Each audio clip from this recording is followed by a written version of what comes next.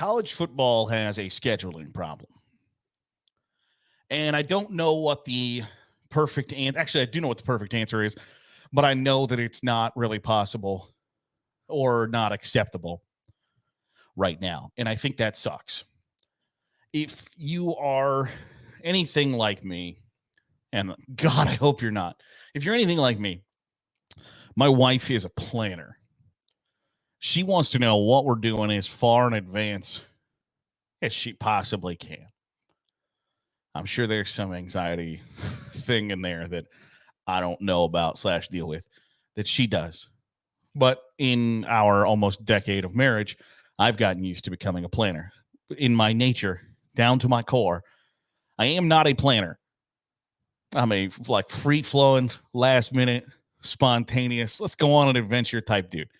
But being married to somebody who is, like, case in point, we're going to go to some event. I don't even remember what it was at this point.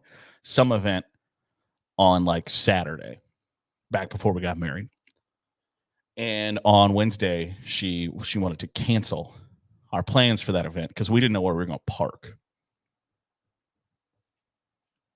So that's the level of planning that I'm used to in my life, that I need to know as far in advance what I'm doing, when I'm doing. I'm a busy guy. I want to have things set in stone.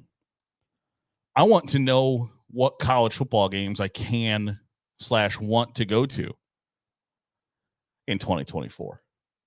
And I can't do that. I can look at the Major League Baseball schedule until October and know exactly what time that game's going to start. I can plan flights. I can plan travel, transportation, hotels, meals, etc. NASCAR, IndyCar. When the NFL schedule comes out, for the most part, you can book what you want to book, when you're going to book, what you need to book, whenever you want. In college football, that is not the case. For instance, there are a couple of games on my bucket list I want to go to. I want to go to Army-Navy. I want to go to an Army home game. Dan Patrick of the Dan Patrick Show talks often during the college football season that if you have never been to Army West Point for a game, you need to go. That it's a beautiful setting, the pageantry. And so I thought, you know what, yeah, that would be cool. I want to go to a game at Army. So if I want to go to a game at Army, right now, on February 22nd, and believe me when I tell you that I am probably not a typical college football consumer, right? Like I'm not the person who college football is definitively targeting. And I don't know how many people are making college football plans in February. I get that. But for this season, if I want to pick what Army football game I want to go to, on February 22nd, I have 2 options. 2 that I know for certain they're going to play Lehigh at home on Friday, August 30th, and they're going to play Air Force on Saturday, November 2nd. Those are the only 2 home games that I know for a fact they are going to play, when they're going to play them. The Lehigh game has a time on it. It's going to be 6 o'clock Eastern on a Friday night on CBS Sports Network. And the Saturday game against Air Force, I don't know. I don't know what time it's going to be. I can't plan. I can't decide whether I'm going to wake up and drive to West Point that day, or I need to get a hotel the night before. Do I need to fly? Do I need to, and it's the same thing. I'm an Ohio State fan, right? I want to go to the Ohio State Northwestern game that is being played at Wrigley Field. I'm a Cubs fan as well. So that's cool to me. Ohio State playing in my favorite baseball team's stadium. I want to go. Do I need to go the night before because the game starts at noon? If it's a 3:30 game, I can get up and drive. If it's a night game, I need to stay on that Saturday night, conceivably. I have no idea. I can't make any plans because I don't know what time the game is going to be. And that's one, I don't know what time the game is going to be in that scenario. The other scenario is if I want to just say, hey, I want to go to an Army game. I want to go to, maybe there's a weekend that I want to go to 2 games in one day. The college football campus tour guy, I think is great. I love the schedules that he puts together, that he can go to 2 or 3 games in a weekend. Like if I wanted to do that, I couldn't. I can't. I have no idea what time, in some conferences cases, I live in the middle of the Mid-American Conference. And I live smack dab in the middle. If you were to like put the geographic midpoint of the Mid-American Conference, I live pretty damn close to the geographic center. So if I decided, you know what, on some Saturday, I want to go to Miami versus Toledo, I couldn't, because I don't know what day that game is happening. So I can't make any plans to go to that game.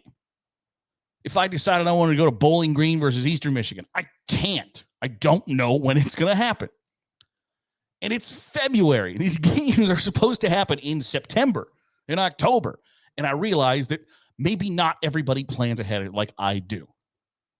But when your weekends start to fill up, and when you are trying to prioritize, like, hey, here are the things that I want to enjoy. Here are the things that I want to do this year. If I want to say, I'm going to sit down and I want to go to this game or that game, or I want to experience a game at this stadium, that stadium, see what it's like, the tailgate, the town, etc.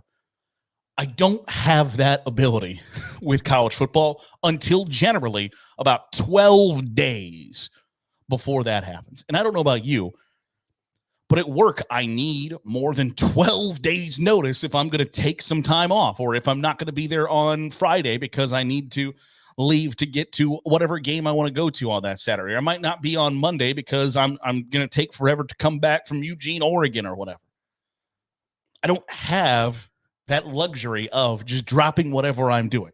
Now, again, this is all because of TV contracts, and I get it. Like Fox and ESPN and NBC and CBS are spending out the wazoo for these games, and so damn it, they want the best ones on their networks.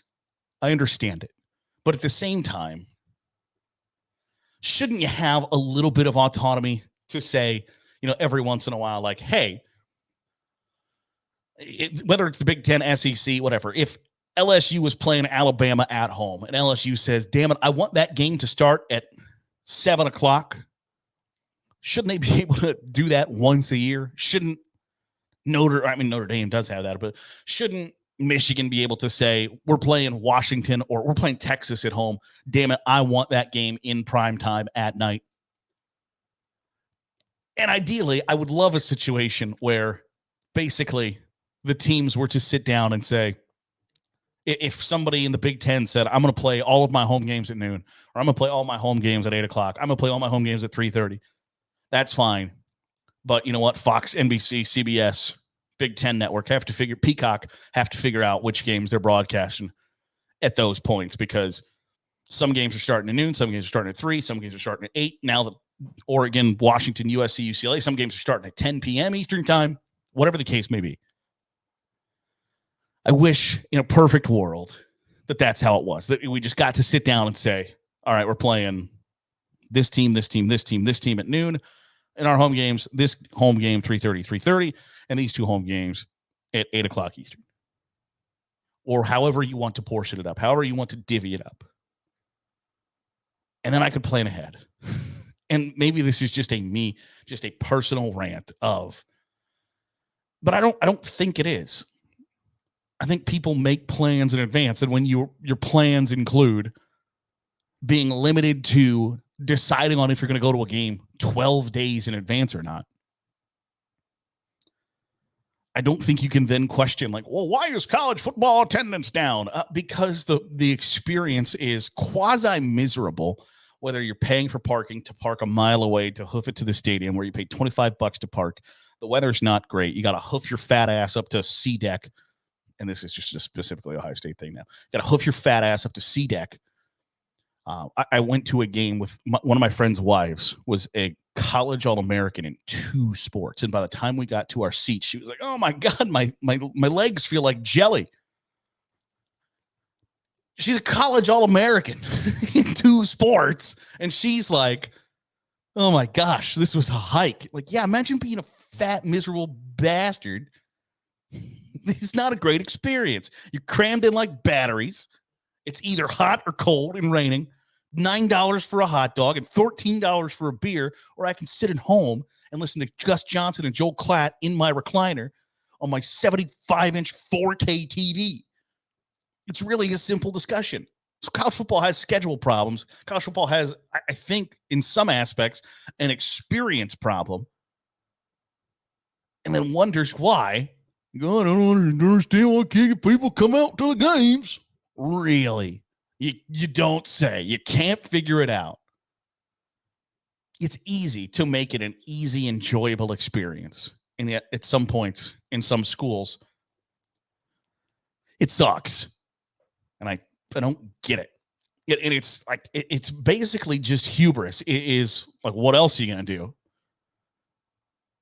You going to not be a fan of your favorite program because coming to the game suck?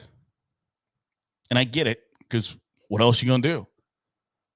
You're going to root for some small smack dab in the middle of your conference? You're going to root for a group of 5 school because the experience is better? No, probably not.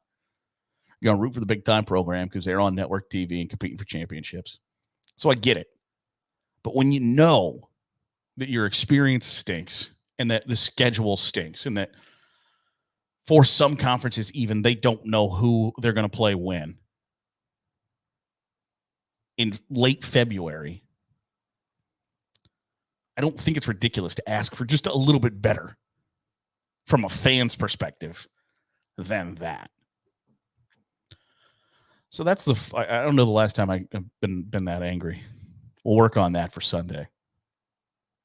Appreciate you making us a part of your day, however it is, wherever it is you're doing so. If you're watching on YouTube, hit the subscribe button. Make sure you're getting all the great college football content we're pumping out here on Saturday Glory. If you are listening on the podcast feed, drop a 5-star review. Goes a long way in helping out the channel. Back at it on Sunday. I'll see you then here on the Daily Huddle with Saturday Glory.